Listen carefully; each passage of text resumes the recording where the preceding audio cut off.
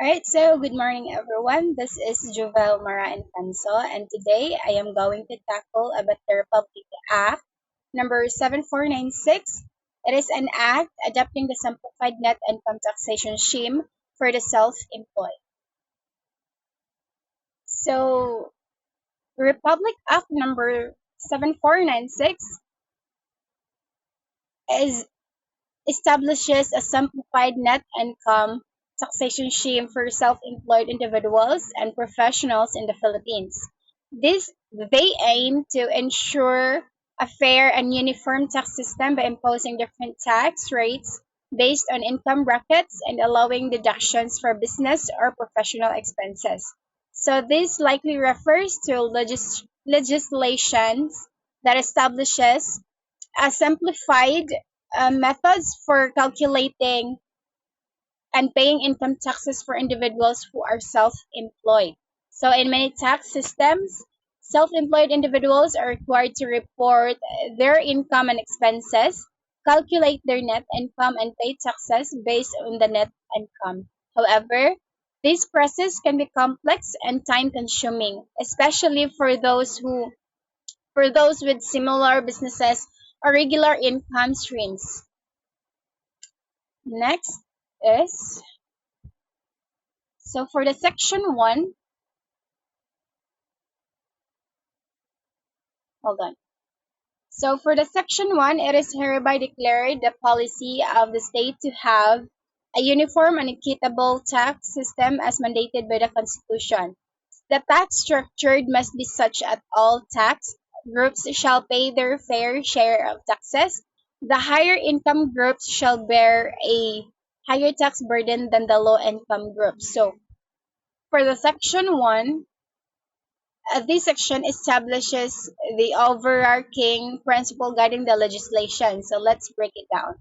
So the first is the policy declaration. It is where the section begins by stating that it's the official policy of the nation or the state to maintain a tax system that uniform and fair. So this policy is said to be in accordance with the mandates of the Constitution, suggesting that it aligns with the fundamental principles of the country's legal framework. And the second one is the uniform and equitable tax system. So the tax system must be uniform, meaning it applies consistently to all individuals and entities within its scope. So additionally, it must be equitable, implying that it it treat it treat everyone fairly and justly. So taking into account their respective abilities to pay their taxes. Next one is the fair share of taxes. Section 1 emphasizes that the concept of fairness in the tax distribution. So it asserts that all tax groups, regardless of their income levels or socioeconomic status, so it should they should contribute their fair share of taxes to support public services and government functions. Next, the fourth one is the progressive taxation. So, in the principle of progressive taxation is highlighted, so, wherein those with higher incomes are expected to bear a greater tax burden compared to those with lower incomes. So, this concept reflects the idea of contributing the tax burden based on individuals' ability to pay, with the understanding that those who can afford to contribute more should do so, so to support societal needs and promote economy equity. So overall, this section sets the foundation for the legislation by outlining the guiding principles of fairness, uniformity, and progressivity in the tax system. So, in line with constitutional mandates and the pursuit of social and economic justice.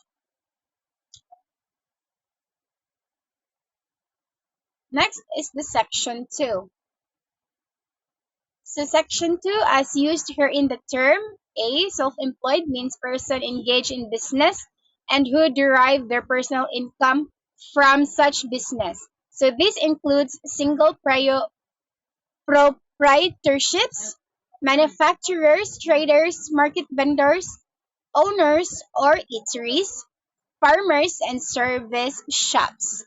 Okay, so this section provides definition for key terms used within the legislation. So let's dissect it. So in term, the first is the term definition. So this the section begins by stating that it will define certain terms for clarity and consistency in understanding the law. And the second one is the definition of self-employed. The term self-employed is defined as individuals who are actively involved in conducting business activities and derive their personal income directly from these business endeavors. So this includes various categories of individual, such as the single proprietorships. This refers to business entities owned and operated by a single individual rather than a partnership or corporation. So the second one is the manufacturers. So individuals or entities engage in the production of goods, whether on a large or small scale. The third one is the traders. These are those involved in buying and selling goods or commodities, typically for profit. Fourth one is the market vendor. Is the individuals. These are the individuals who sell goods at market or similar venues, often on a small scale. The fifth one is the owner eateries, individuals who own and operate establishments where food and beverages are prepared and served, such as restaurant, cafes, or food stalls.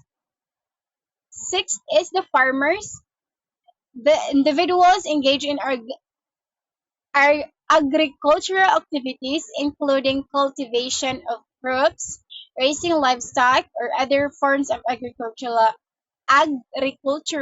productions. Lastly is the service shops. This refers to establishments that provide various services to customers such as repair shoes, salons, or consulting services.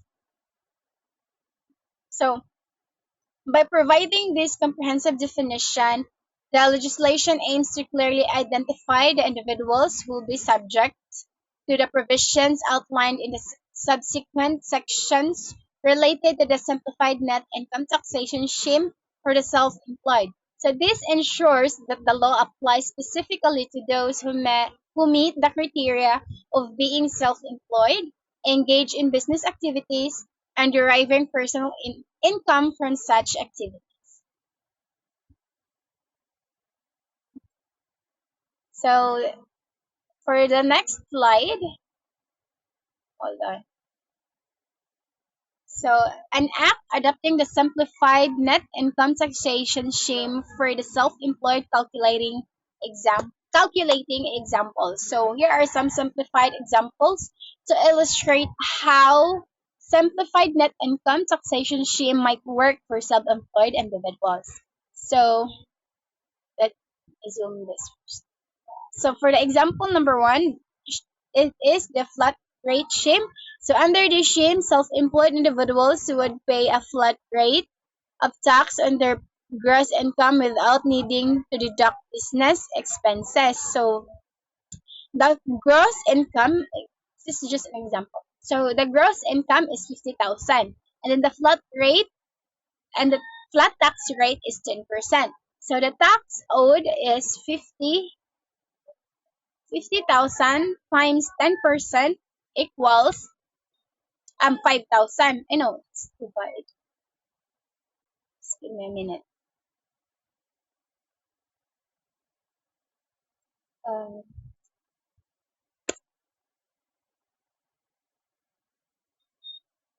so,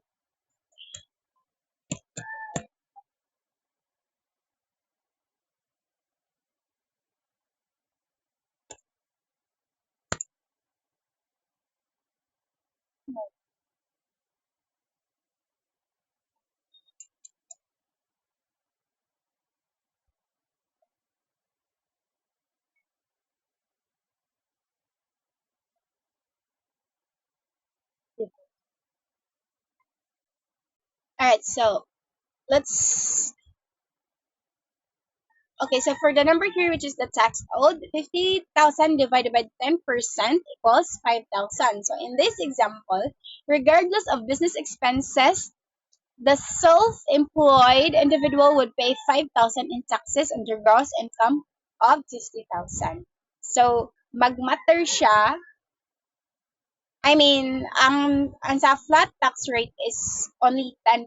So, if your salary would reach up to 50,000, so ang ang imong mabayaran na tax ana is kani 5,000.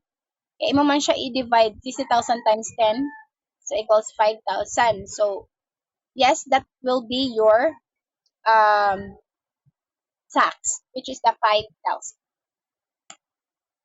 So for the example number two, alright.